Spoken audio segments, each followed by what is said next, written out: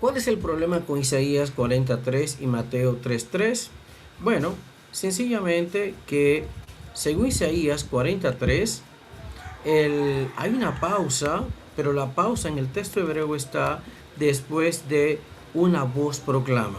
Cuando observamos el texto hebreo que dice Kol Koreh, notamos que encima de la resh hay dos puntitos y esos dos puntitos indican una pausa.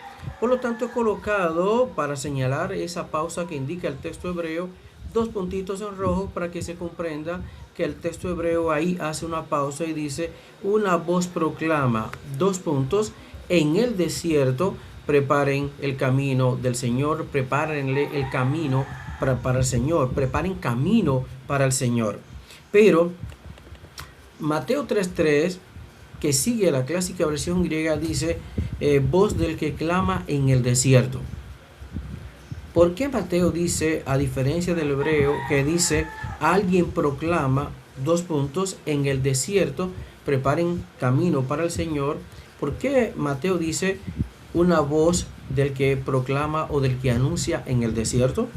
Bueno, porque precisamente la clásica versión griega hace la pausa después de la palabra desierto, es decir, después de la frase ente eremo, porque literalmente el texto griego dice phone boontos ente eremo, según la pronunciación erasmiana, y según la pronunciación reucliniana, phoni boontos enti erimo, literalmente voz del que anuncia o proclama en el desierto. Entonces luego viene la forma getoimásate, preparen el camino para el Señor. ¿Qué significa esto? Que uno espera consistencia. Las versiones que dicen traducir el Antiguo Testamento con base a la Biblia hebrea y que toman el texto hebreo como base para la exégesis y para la traducción de la Biblia hebrea, deben traducir según el texto hebreo.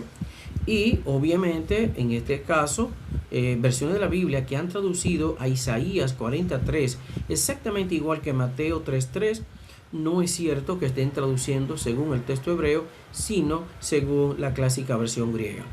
Toda versión de la Biblia que en Isaías 43 haya traducido exactamente igual que en Mateo 3:3, no está traduciendo según el texto hebreo, sino según la clásica versión griega o Septuaginta, a pesar de que en la introducción pueda decir que traduce los textos de la Biblia hebrea según precisamente la Biblia hebrea. Entonces, el problema es sencillo. Una traducción del Isaías 43 que siga el texto hebreo debe hacer la pausa en una voz proclama, dos puntos, luego en el desierto preparen camino para el Señor. Mientras que versiones que sigan la versión griega y que se ve reflejado en Mateo 3:3 han de traducir voz del que clama o del que anuncia en el desierto. Ahí entonces hace la pausa, dos puntos, preparen camino para el Señor. Esa es la problemática que afecta a el texto y traducción de Isaías 43 y obviamente de Mateo 3:3. Por supuesto, Mateo 3:3 hay que traducirlo según la versión griega porque esa fue la forma del texto que conoció el autor de Mateo y a través de la cual apeló a la cita de Isaías 43. Finalmente queremos aprovechar la ocasión para invitarles a nuestra clase magistral que estaremos impartiendo totalmente libre y abierta a todo público este viernes bajo el tema el significado y uso de theoneustos y la forma de los verbos empleados para hacer referencia a la resurrección de Jesús. Un costo básico de $5 es vía Zoom y la vía de pago PayPal.